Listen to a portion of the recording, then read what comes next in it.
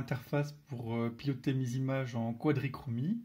Alors ici j'ai 4 boutons, chacun des boutons correspond à une couleur pour la quadrichromie. Ici sur l'écran on voit qu'il y a 3 zones et ici chaque bouton permet de modifier ces zones-là en fait. Alors quand on appuie sur un bouton ici par exemple, on voit que la zone a changé.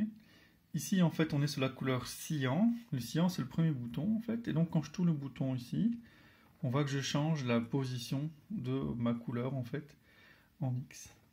Voilà, si je veux positionner en Y, j'appuie ici, et toujours je change le cyan ici. Si maintenant je veux changer une deuxième couleur, donc ça c'est le magenta, je tourne, et en fait on change maintenant la position du magenta en Y.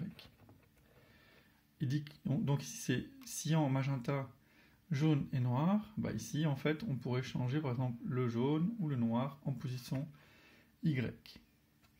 Alors ici à gauche on a un petit bouton, un encodeur aussi. Quand on tourne, on va pouvoir avoir différents types de paramètres.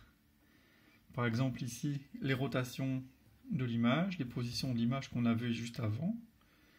Et aussi la linéature, c'est un paramètre en fait qui change la trame de l'image, la transparence ou le zoom. Et à chaque fois donc on le fait pour un bouton, pour une couleur, avec les 3 possibilités qui sont ici en fait.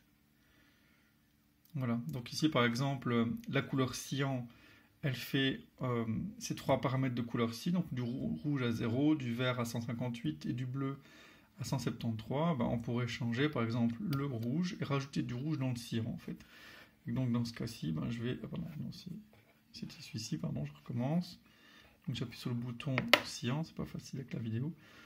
Voilà, donc je prends le premier cyan et hop, je peux tourner, changer le rouge en fait.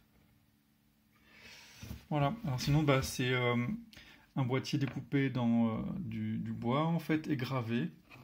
J'ai mis en fait un petit logo, j'ai fait le boîtier dans Fusion en fait. Voilà, donc de tous les côtés. Et puis ici j'ai mis une illustration qui est représentée en fait en gravure. Voilà, maintenant il ne faut plus que tout ça marche dans Processing ou autre chose.